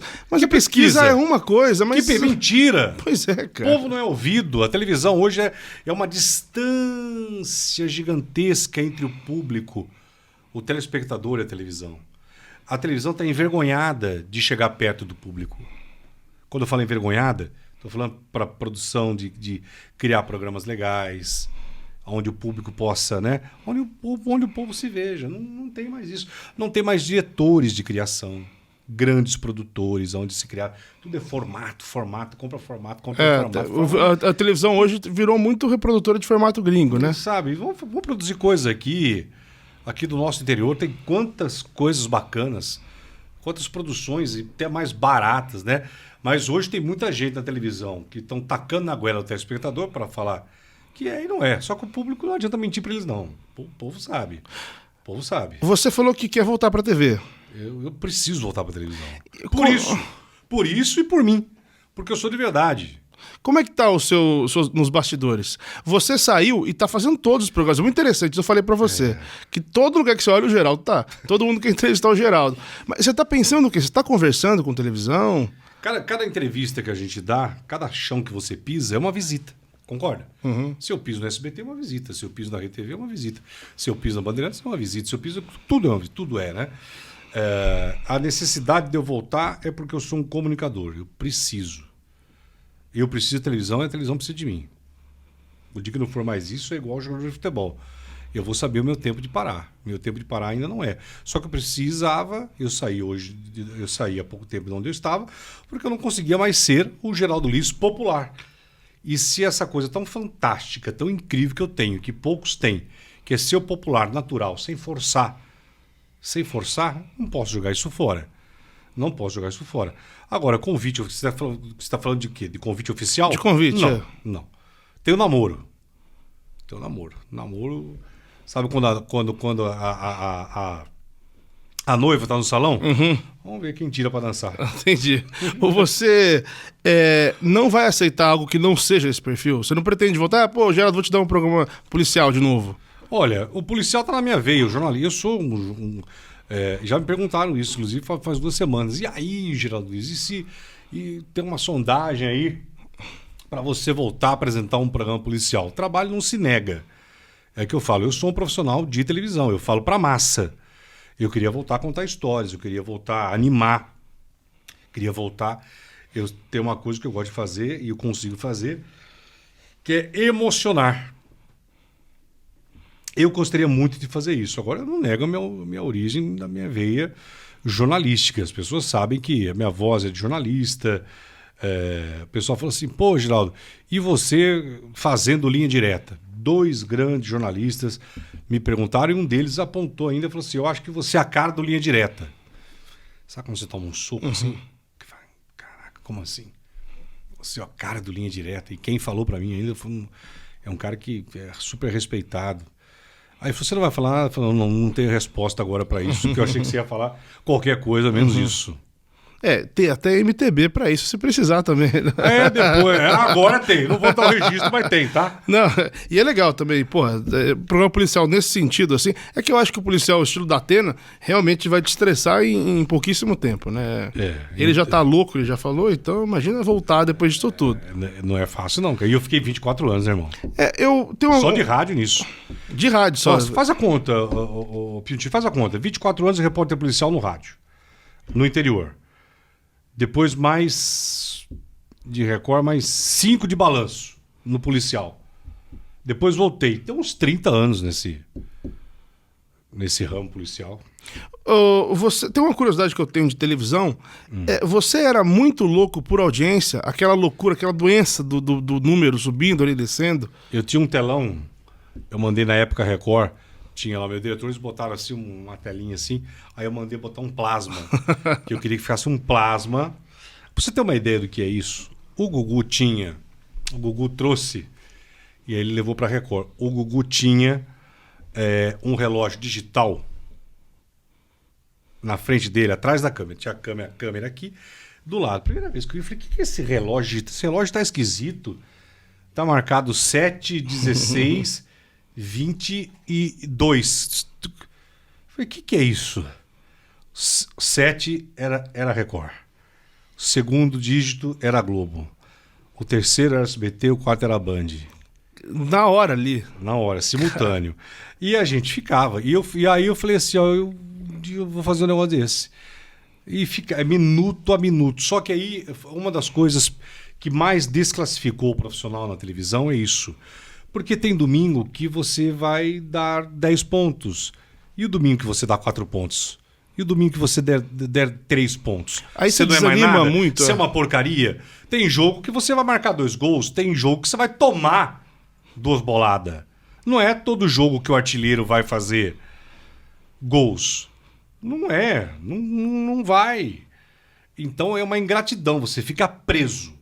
O minuto a minuto deixa você... Se você não tiver cabeça... Mas você era estilo Gugu. Muito pior, piorado. Quando eu via lá que estava dando audiência, eu mandava voltar o VT, repetia para demorar para chegar até o final. Falei, pode voltar, dá um grupo, aí eles botavam uma sobreimagem em cima, repetia o telespectador dele e tava reprisando Não era falta de conteúdo. Não, era para segurar o telespectador que queria saber o final. E quando bate primeiro, como você bateu muitas vezes, para segurar você sabe o que é a vontade de falar. Mas eu falava. No balanço a gente brincava. Tinha uma música, quando a gente começou a ganhar do video show, a gente tocava aquela música do Michael Jackson. Eu lembro disso. Era um negócio maravilhoso. E você ganhar da Globo significa um troféu. Porque a Globo é a melhor no que faz. Eles estão lá Há quantos anos? Há décadas e décadas a estrutura que os caras têm. Lá dentro da Rede Globo, tem diretores que sabem de televisão, sabem de criação. Os caras fazem uma televisão muito séria. Muito. E lá tem toda a estrutura. E você ganhar dessa estrutura, na época, batemos e tiramos do ar a Cazé. Ganhei da Fórmula 1. Ganhamos da época de muitos programas. E a gente ganhava, e só que a Globo não sabe fazer o simples. Ela não tem quem faça o popular. Lá dentro não tem quem faça a massa popular, não tem. E aí tinha do outro lado um Geraldo Luiz aos domingos colocando o povo no ar. Gente simples, desconhecidos. É muito louco bater sem o artista famoso, né? Que é sempre o mais fácil, né? Eu falava isso nas reuniões de pauta. Vamos pro artista, você tem que ir pra casa do artista. Eu falei, não. O artista pra mim é o povo. Acha um artista anônimo pra mim. Esse vai ser o maior artista. Acha um cara que faz o extraordinário. Acha uma mulher que faz um extraordinário. O dia que eu fui na Rocinha, que nós encontramos aí uma senhora de quase 100 anos de idade, que fazia 40 bolos por dia, junto com as filhas, 200, 300 bolos dia. Botava para os netos e sobrinhos dos mototáxis subir na favela. Falei, eu quero essa história. Ela falou, tem que falar com o chefe do tráfico. Eu falei, tá bom. Botou eu na moto lá, subi lá. O cara, ô Geraldo, o que é? Eu falei, pode ficar tranquilo que não é matéria jornalística. Logo que eu falei o nome da mulher, todo mundo sabia. Cara, todo mundo sabia. O dia que fui fazer a chacrete, que inclusive ela morreu, a Índia Putira morreu há 3 semanas. Eu fui lá, vou lembrar o nome da comunidade. Perigosíssima. Falou, Geraldo, a câmera aqui é confundida com fuzil, cara. Os caras vão dar tiro lá de cima, achando que o seu câmera tá com fuzil. Os caras veem tudo que é fuzil, tudo é guerra. Falei, cara, como que eu vou fazer? Olha só, esses são os bastidores da notícia. Falei, tá, quem que é o chefe da comunidade? Falei, esquece, o cara não veio pro asfalto aqui. E é muito perigoso você subir lá, a gente não garante que você sobe se você desce. E ainda mais a Record do Rio aqui bate muito, na época o Wagner Montes estava vivo. E o Wagner Montes detonava e tal. Até liguei para ele, falou, não, irmão, esquece. Eu tentando lembrar o nome da comunidade, cara. Não é o Complexo do Alemão, vou lembrar o nome. Aí eu falei, como que eu vou? Aí, por isso que eu falei, conversando com um taxista, um senhor de idade. Ele veio, você tá bom? O que você tá querendo? Eu falei, tal. Pegou o celularzinho, tirou do bolso. Saiu do lado. Voltou. Falou, que rua que é? Que rua que é? Aí o produtor, fala a rua que é. A gente vai lá. Pá. Em 10 minutos, aquele dia eu fiquei assustado. Piuti, para não exagerar, acho que desceu umas 15 motos. Umas 15 motos. Todos casos confusos, tudo molecada. Não tinha gente de 20 anos de idade. Na hora que cercaram a gente, o que é? Como que é? Eu vim com a Índia Putira, pá, isso aqui. Aí eu falei, mas quem é esse taxista? Quem? Aí já. Falei, não, esse não é só um taxista. Quem era o taxista? Mata charada. Quem era o taxista? Não sei, cara. Era o pai do chefe do tráfico. Nossa. Que era taxista mesmo. Nem precisava estar lá, mas ele gosta, aquela coisa. Ligou pro filho. Filho, tô aqui com o Geraldo.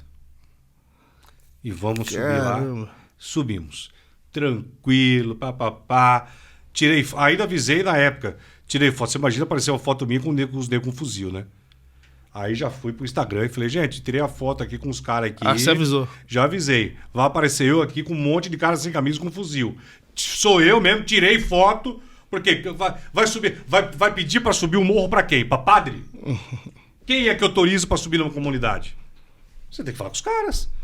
Ué, o Cabrini faz isso. Quando o Cabrini vai fazer uma matéria jornalística, ele conversa com as pessoas. Tem que falar, você não pode entrar. Se for entrando, você morre. Toma um tiro. Não é um território de liberdade. Não existe liberdade. Existe toda favela, toda comunidade é demarcada. Cada beco é uma demarcação. O CEP lá não é CEP do morador. É CEP do partido, ou do Comando Vermelho, de onde for, cara. E você tem que respeitar isso. Se a comunidade respeita e vai querer uma equipe de televisão, Sim. porque eu sou... O Geraldo quem? Eu sou tal, o Geraldo quem? Pode ser o Geraldo Luiz da Globo, não vai entrar. Não vai filmar. Se filmar, toma o equipamento. Então eu sempre fui bem relacionado nessa questão. E você tratava? Eu diretamente. Que os caras querem falar, mas como que é? Vai subir quem? Ó, vai subir meu câmera, olha aqui o câmera. Tá, isso aqui, olhava, legal, vamos lá. E sube, escolta, vai até lá em cima, some, você não vê mais ninguém. Aí você pode ficar lá, meu irmão. E não acontece nada. Nada. Pra você ter uma ideia, faz o quê? 4 meses? Quanto tempo a gente foi na Rocinha, João? Quanto tempo faz? O quê? Uns 4 meses? Não, nessa gravação eu não tava junto. Não, na gravação, filho, agora lá.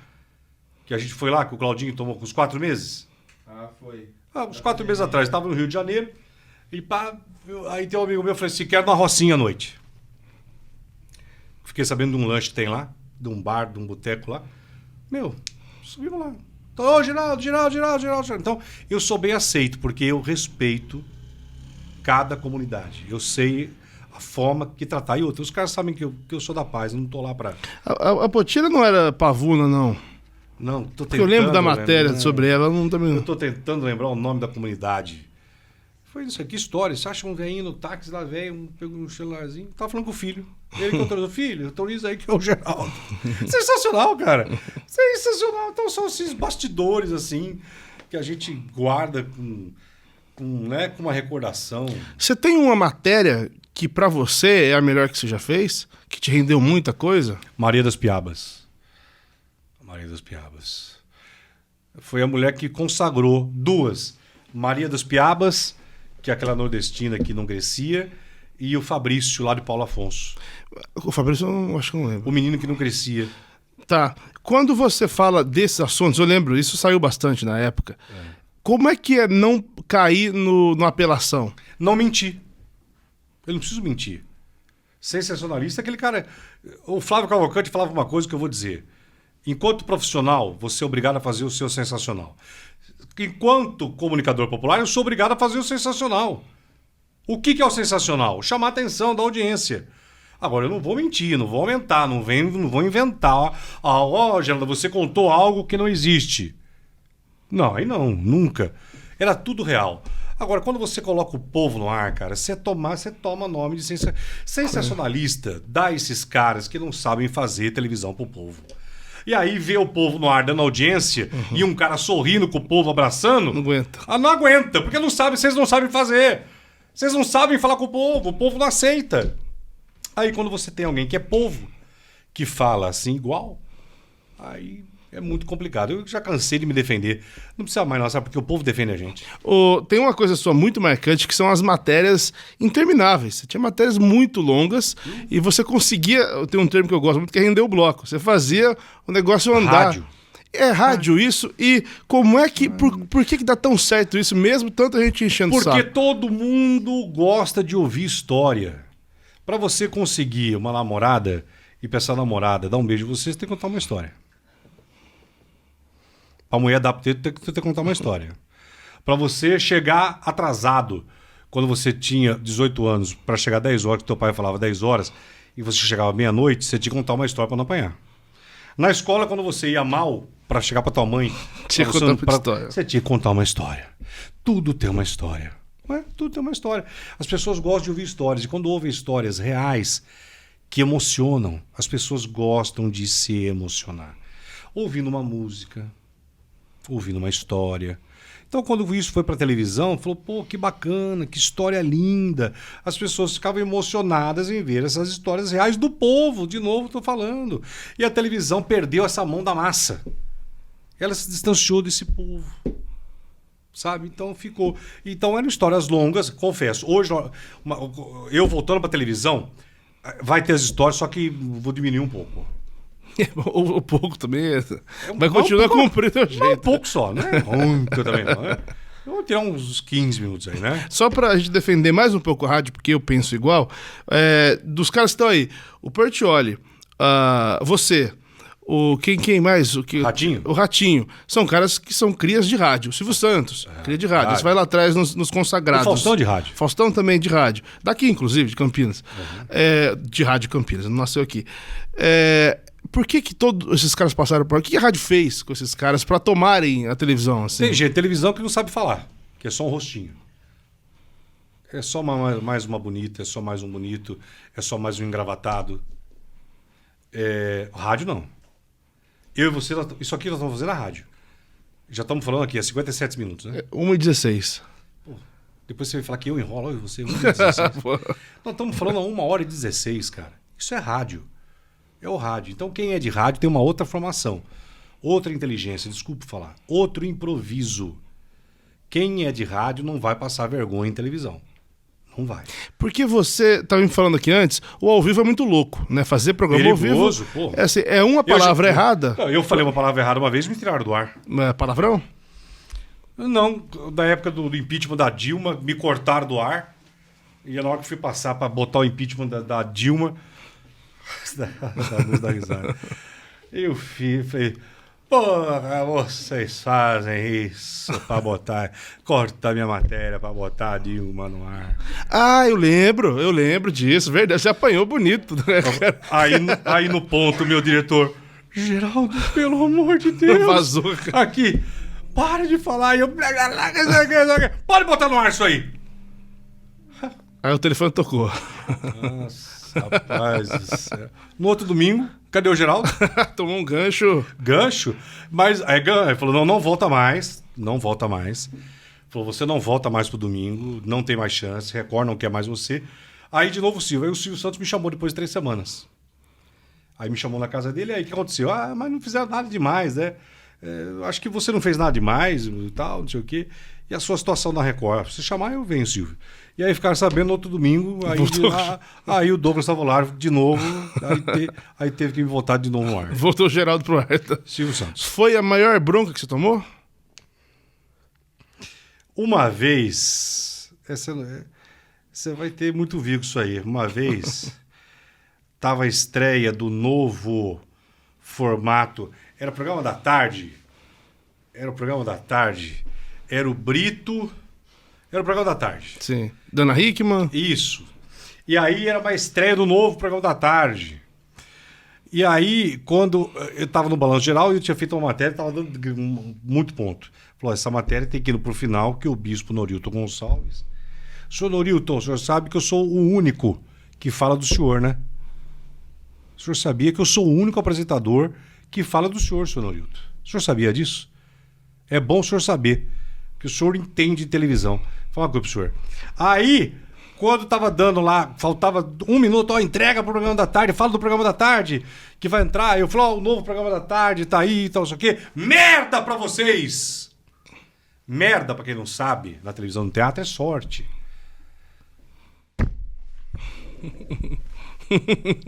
Nem todo mundo entendeu. Não, nem todo mundo não. Tinha o Nextel. Você lembra daquele barulho? Nossa, infernal. Aquele barulho, filha da puta, que o Nextel fazia. O radinho. Eu olhei, o Norilton Gonçalves. O senhor vem agora aqui na minha sala. Quando eu entrei no corredor, foi. Eu não tive pai, né? Mas foi a primeira, eu achei que ele ia me bater. Que aquele corredor comprido, ele parado na porta. Na porta, é verdade.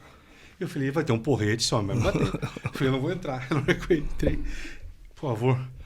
O senhor vem falar merda? O senhor me mandou todo mundo a merda? Eu falei, senhor Norilton, merda significa merda é bosta. Merda é merda. Eu falei, não, senhor Norilton, merda é uma questão. Que merda? Se então a Record é uma merda, eu sou uma merda. Que não sei o quê, você vai pedir desculpa amanhã no ar. Senhor Norilton, deixa eu explicar, por favor, pro senhor o que é merda, não sei o quê. Não lembro quem estava do lado. Falou, não, senhor Norilton, aqui merda significa sorte. Sorte pra você! Merda aqui é merda! Merda é merda!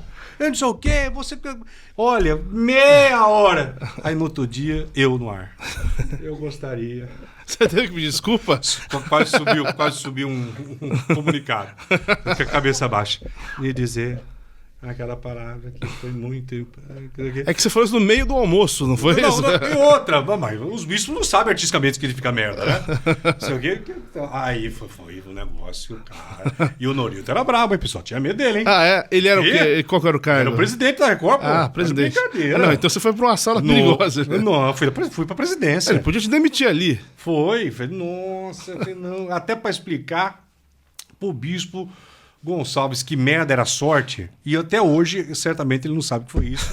E achou que foi na minha cabeça mandando todo mundo na merda. E tomou uma bela de uma bronca, então. Total. Mas foram vários episódios. Tem muita coisa. Esse pelo menos foi engraçado. O ao vivo foi engraçado pra vocês, né? Rapaz, o cara, aquela imagem dele no corredor, eu achei que ele ia estar com uma cinta, cara. Eu vou apanhar. Eu vou apanhar. É uma imagem assim, mas tudo valeu, cara. Mas o ao vivo, o que você falou? É muito perigoso. Porra, o dia inteiro ao vivo ali, o domingão. 4 horas? 4h30. Nossa, Tinha que errar uma hora, né? Não, tinha. Até errou pouco, se for ver, né? Mas se for ver, foram duas merdas, né? Você foi um cara que levou muito sertanejo pra televisão. Mas muito. Você gosta de quê, musicalmente? Eu gosto de sertanejo, eu gosto de história. Quando eu criei o G Visita era pra contar a história da música, cara. É o que você faz aqui, viu? Faz isso aqui. O povo gosta de música, o povo é sertanejo, o Brasil é sertanejo, o povo gosta de curiosidade, o povo gosta de ver o artista no ar. Quando a gente fez o G Visita, era coisa simples, era contar a história da música. Não tem muita simplicidade. É um bolo de fubá que eu sei fazer. O pessoal não sabe fazer bolo de fubá na televisão. O pessoal só sabe fazer com glacê. Sim. E com aquele... Não, se fala assim, algum bolo de fubá, pode me chamar que eu sei fazer. E funciona muito mais E funciona, o povo pensa. gosta. Pra caramba. Foram tantos sertanejos. Só que a gente contava a história, depois ele ia pro palco. Pô, é legal pra caramba. O dia que eu peguei uma viola e mostrei que nós encontramos um produtor meu, esqueci o nome dele, era louco. Nossa, cara, vocês que eram louco. Ele falou assim, olha, eu acho que eu achei a viola que o Gustavo Lima vendeu pra um cara. A primeira viola dele. Aí ele foi viajar e tal, voltou e depois de 2 semanas falou, eu achei a viola. O cara quer 15 pau. Falei, tá. Mas e aí? É a viola? Falou, Geraldo, é a porra da viola do Gustavo Lima. Mas por que que é? Tá aqui pra... Falei, caceta. É a viola do Gustavo Lima. E agora? Aí, tem hora que tem verba pra televisão, né? Tem hora que não tem. Aí falou, não, 15 não paga, paga 5. Não sei o quê, não sei o quê, não sei o quê. Olha, ficou mais ou menos uns 3 meses na negociação pra conseguir a tal da viola. Não sei por quanto que foi comprado, só sei que não foi esse o valor. E aí, mas ainda o Gustavo Lima não estava bombado, nem milionário, e não tinha os dedos que ele tinha. Ele estava mais magrinho, mas já era o Gustavo Lima, já cantava pra cacete. Vocês compraram a viola? Comprou uma viola. Na hora que a gente abre no palco a viola e que o Gustavo via a viola, você tá de brincadeira, né? Ah, ele não sabia. Não sabia. Emoção, chorou. Sei o quê, 15 pontos de audiência. Aí você tá falando. Eu sinto saudade. Pena que, Gustavo, pena que você se afastou de mim, porque eu sinto uma saudade grande de você. Você é um artista de um merecimento, cara. Como eu tô feliz de ver o que você se tornou, porque você merece cada centímetro do seu sucesso, essa imensidão, esse brilho que você tem e essa felicidade. Cara, se cuida, anda mais do que nunca com as pessoas certas.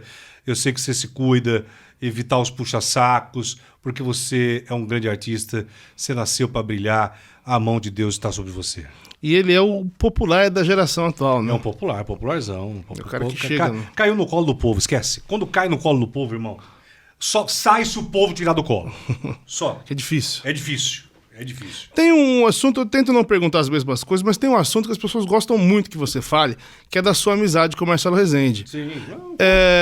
Você conhece o Marcelo de onde? Foi Record já? Não, na época do Linha Direta. Que eu era repórter policial em Limeira e mandava as coisas para ele. Ah, você tinha esse contato. Os crimes que aconteciam na região. Nossa, começou aí a nossa amizade. E você é um cara que acompanhou de perto do fim dele ali, que foi muita discussão, muito traumático. Eu digo que eu entrei no meio e no fim da vida dele. Ah, tá. Você reaproximou ali no final. No meio e no final. E no final, com a doença, fomos até o final. Você foi no Raul Gil, agora recentemente? Fui. Foi agora que você não tirou o chapéu pro Laí Ribeiro? Pro Laí Ribeiro e pro Valdomiro Santiago. O Valdomiro falou de você agora, você viu? Fiquei sabendo onde. Caguei, hoje. Valdomiro. Caguei, tá? Ele falou que não te conhece. Também. Ele falou.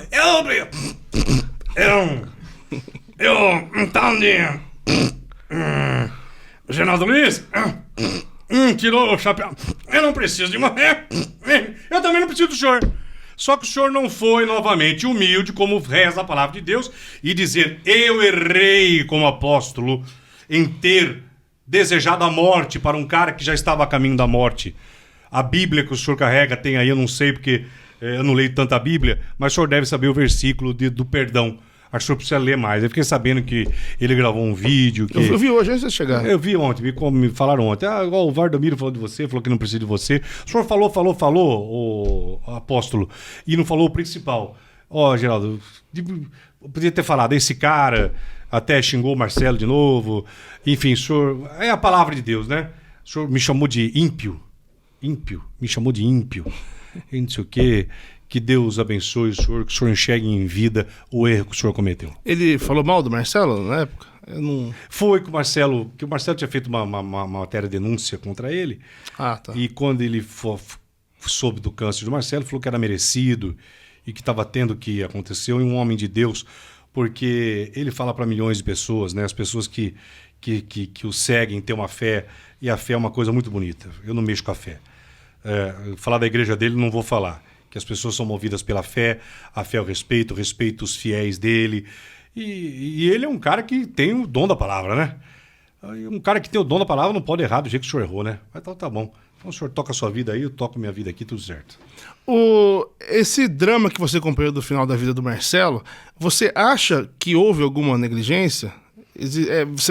É muito pesado falar isso? Não, negligência não, teve crime. Nada, o Lair Ribeiro cometeu um crime. Você tá na beira da morte, eu chego como médico para você, falo que eu vou te salvar, que você vai tomar esse café, que você não vai mais tomar remédio, que café salva. E que eu garanto que você, eu garanto para você que você não vai morrer, ô Pinti. Toma o café e larga o seu remédio. Você no corredor da morte, no desespero, tudo bem, foi uma decisão do Marcelo. Que o Marcelo quis, ok. Mas ele teve uma garantia, eu estava junto no apartamento dele, ué. Ele falou, se você continuar esse tratamento alternativo, você vai morrer. Falou desse jeito. O Marcelo desceu, ele falou, não faço mais quimioterapia. Marcelo, não faço mais quimioterapia. A partir de hoje é tratamento com o Lair Ribeiro.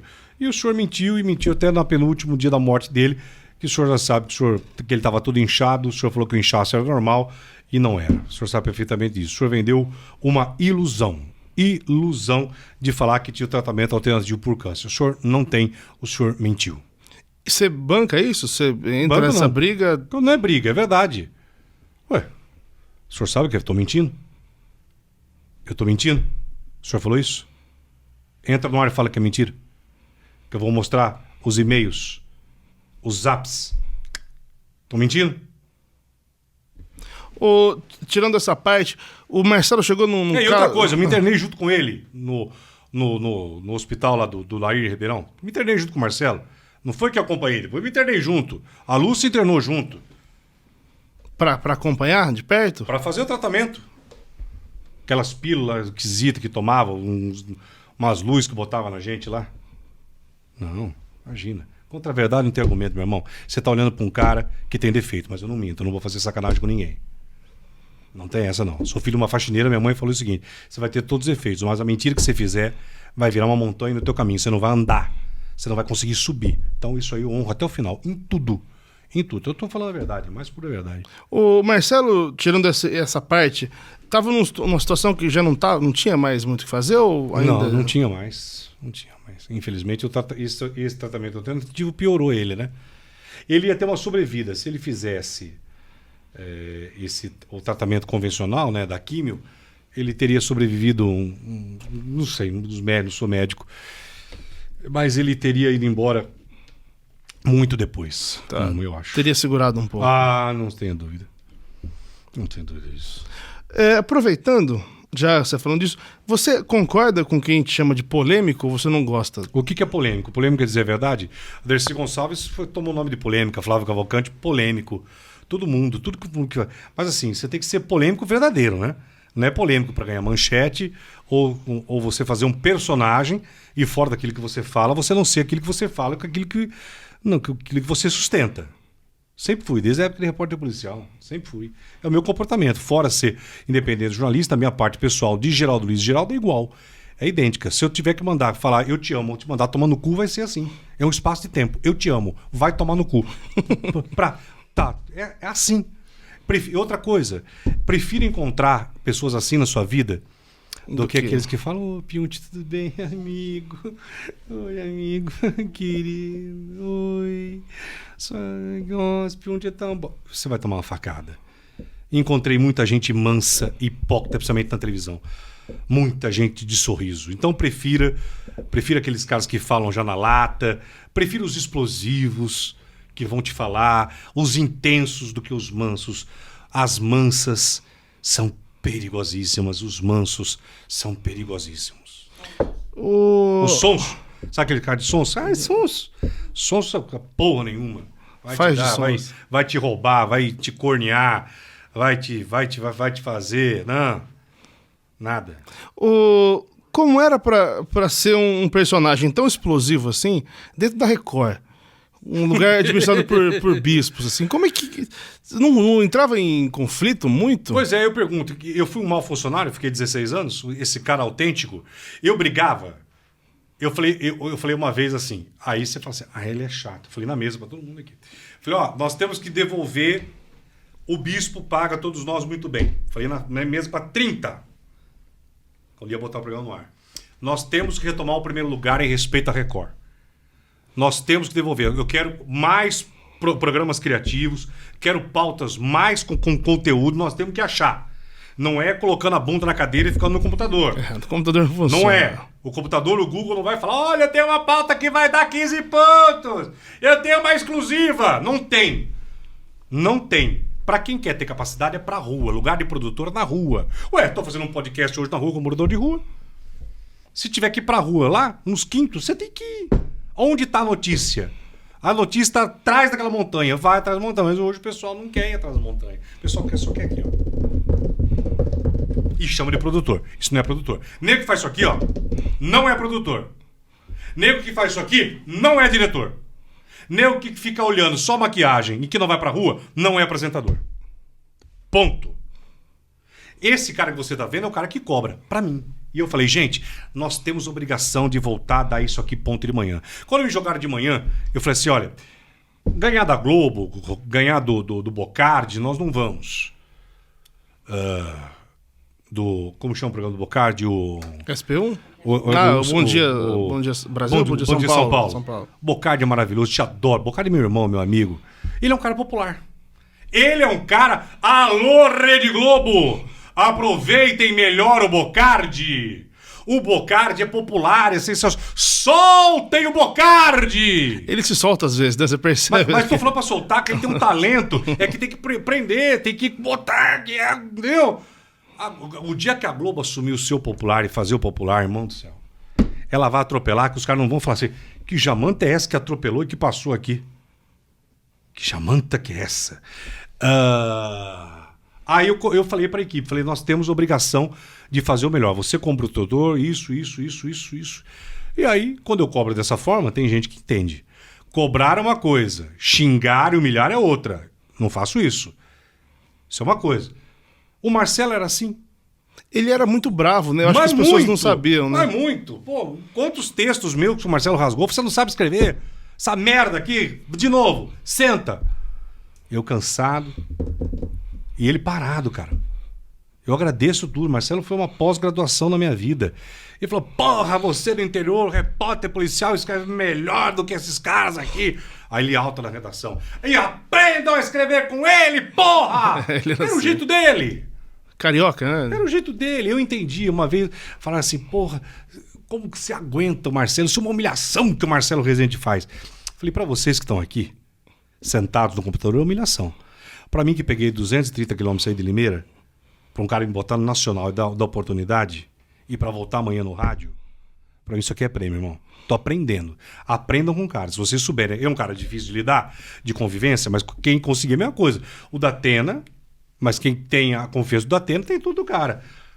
São personalidades e personalidades. A gente tem que aprender a lidar. Então eu sempre cobrei audiência, sempre cobrei qualidade, sempre cobrei, sempre. Pode ser, eu estar sentado com você aqui, quando eu comecei a te acompanhar, eu vi qualidade em você. De verdade, não tô puxando o saco não, porque se você fosse mais um no podcast da vida, tá? Eu não ia vir aqui. Pode ter certeza absoluta disso. Você aprendeu a se maquiar no interior ainda? Não, que eu aprendi a maquiar mesmo, vou dar um tombo do Baruco. O Baruco tá muito caro. Você entendeu? Meu maquiador. Mas já aprendo também. Tá aprendendo. Ô, Geraldo, eu queria muito te agradecer, porque... Ah, mas já falando 10 minutos, a gente não, tá nem, com- não tem nem de eu falar nada. A gente tava Pô, eu que tenho que te agradecer. trocando mensagem há muito tempo já. verdade. Aí eu assisti você nos programas que você tem feito, e é muito legal que cada um tem uma curiosidade diferente sobre a sua carreira. Você conseguiu chegar num lugar que todo mundo queria, que tem um programa nacional num domingo. Você entrou numa briga muito maluca do domingo, né? Que deve deixar qualquer um maluco.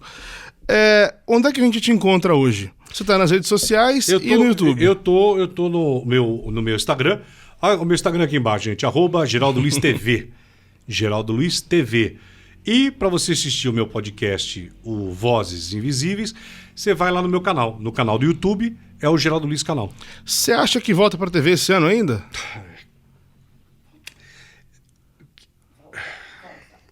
A torcida é, o querer é. O querer é. Agora precisa ver o momento da televisão, né? O momento que a televisão respira. A televisão, ela vive muitos ciclos. A televisão é muito de ciclos. E uma copia a outra, sabe? Uma fica...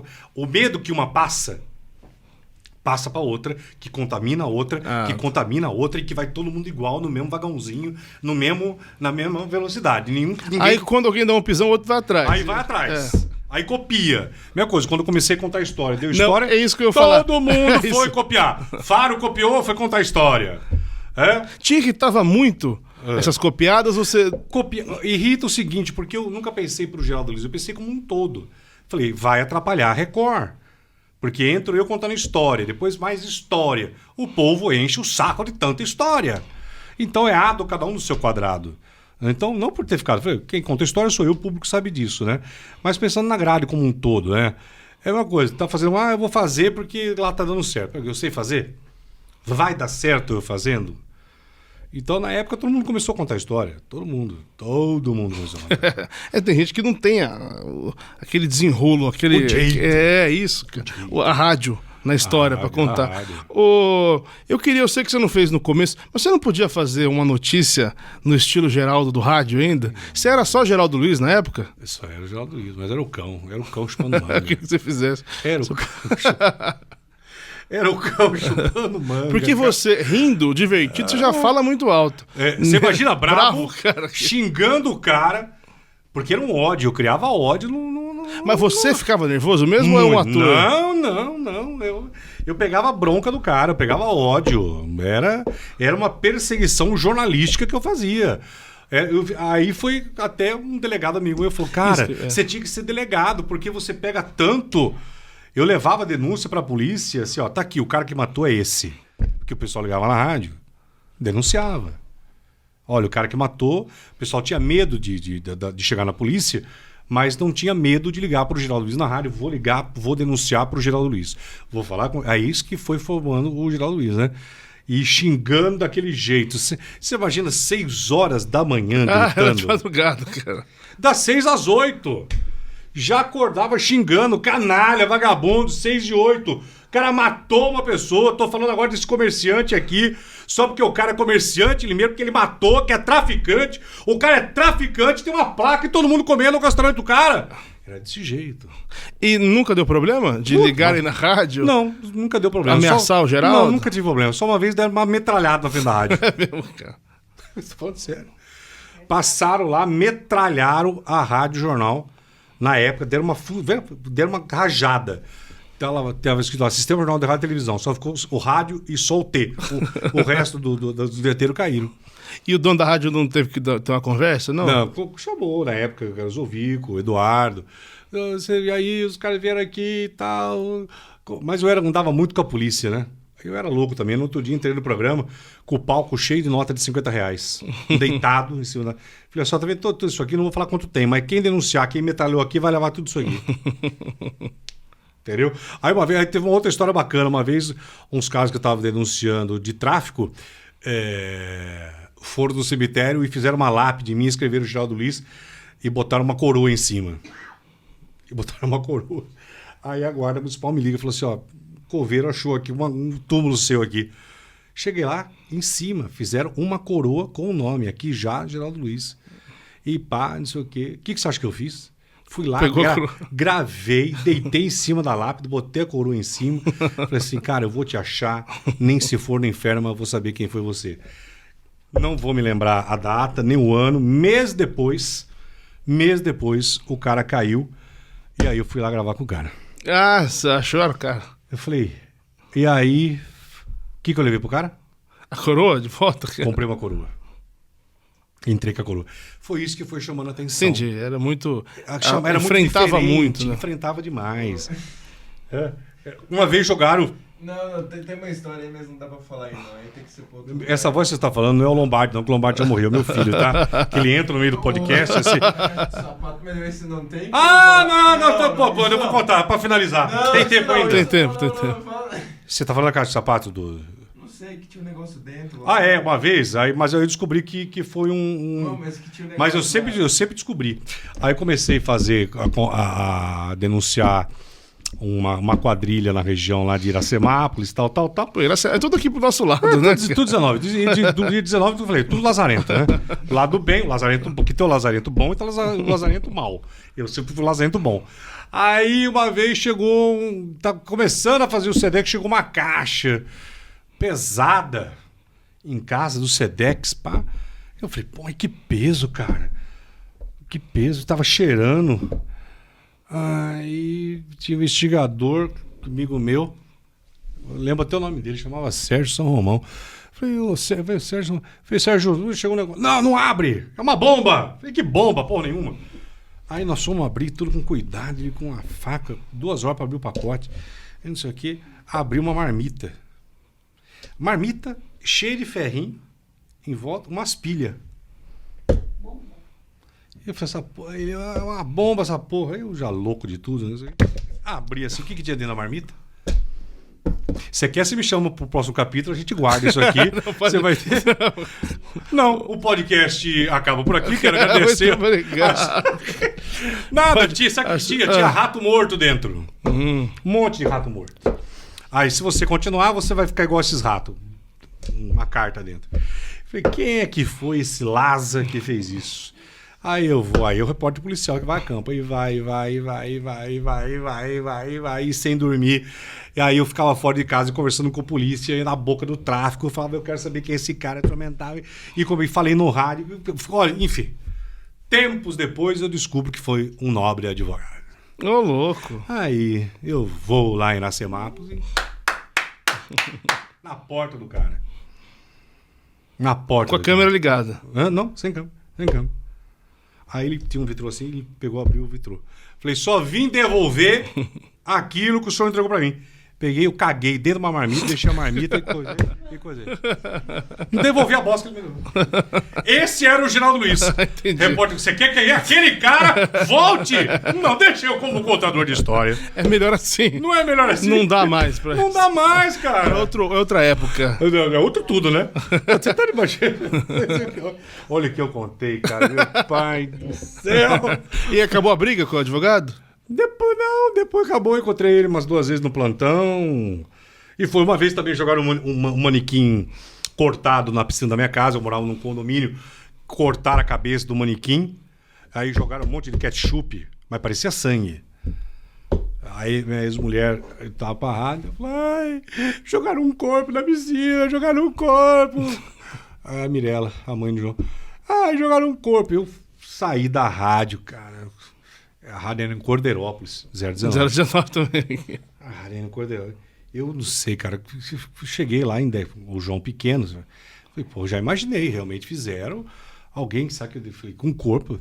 Cara, quando eu cheguei, de verdade, parecia, porque era um manequim preto, mas era um sangue que eles botaram, que na verdade não era sangue, era uma camisa manchada de ketchup. Quando eu olhei, deu uma má impressão. Falei, pai do céu, quem que fizeram e jogaram aqui, cara? Quem que é o cara? Aí a Mirella chorando, aquela coisa toda. Aí eu fui olhando perto, já liguei pra polícia. Falei, ó, acho que é um corpo aqui retalhado. Aí chega a polícia, todo mundo lá, os caras fuzilam. Porra, é um manequim! Aí o sargento vai, bota assim o manequim quebrado. Ai, vem que puta que me pariu. Passando vergonha. Você entendeu? As ameaças. Eu era bom. Era um anjo. E aí você usa essas coisas depois, Era um né? anjo, né? Histórias da vida real. É um sobrevivente, tá? Tô literalmente sobrevivente. Sobrevivente. Saiu a tempo desse meio, né? Hoje tá mais perigoso, hoje não dá mais Não. Hoje é organizado o negócio. Tô fora. Já tinham resolvido I esse love you, jogo. baby. Não. Não, tô fora. É melhor fazer programa pra família mesmo. Deixa que acabou. Minha cota acabou nesse aspecto. Então, muito obrigado, Geraldo. Olha, eu adorei estar aqui com a sua família, porque quando eu entrei aqui, você já estava aqui na frente da garagem, quando eu vi você fazendo esse seu podcast com muito amor, com muita dedicação. Vai muito mais, você consegue extrair muito mais do que uma entrevista com esses artistas que vêm aqui. Eu não sou um artista, sou um contador de histórias, sou um comunicador, mas eu, de verdade, eu falei assim, eu quero conhecer esse cara, por isso que eu liguei e não me enganei. Você é suave, você é inteligente, faz perguntas encaixadas, você tem começo, meio e fim, brilhe, que você faça ainda cada grande entrevista, é sempre grande entrevista da nossa vida. E você tem competência, você tem talento, adorei te conhecer. Merda pra você! Aqui pode. Aqui pode. Vou falar. Não tem mais? Não. Ele tem os papelzinhos. Ele tem os papelzinhos, cara. Que não. Não vai tudo expor, é impossível. É porque você eu falou... faço isso com o povo, eu não aguento mais. Eu vou levantar, vou deixar vocês sozinhos. Matéria do Não Geraldo tem são mais que pergunta você quer? Não, é que você falou do contador de histórias. Você percebeu que todo mundo passou a usar isso depois que você falou? Você falava, Geraldo, com seu contador de histórias. Você falava isso no seu programa? Sim. Eu conto história. Todo mundo resolveu falar que é contador de história. Eu falei, pô, falavam mal do Geraldo quando ele fazia isso? Ai, não, sou contador de história. Bio do Instagram, contador de histórias. Eu falei, pô, não era brega quando era o Geraldo que falava? Tá entendendo? Era isso aí, eu peguei outro dia, a gente falando. Falei, O pessoal tem... jornalista bom ainda. É verdade. Que torcia o nariz, mas não. Pois é. Contador de histórias. Mas o povo sabe quem é contador de histórias e que quem quer inventar pra contar histórias. Fica tranquilo. O povo sabe que é verdade. Então, muito obrigado. Eu que agradeço. Muito feliz de Sucesso, ser beijo aqui. no teu coração. Tomara que dê repercussão. Vai ter algumas coisas aqui que Não, tem uns negócios. eu já sei bem aqui. Já sabe, Eu né? vou ter que perguntar, é melhor soltar ou não? Tá bom, então. Prazer, irmão. Obrigado. Muito obrigado. Viu? Beijo pra você. Tchau. Valeu.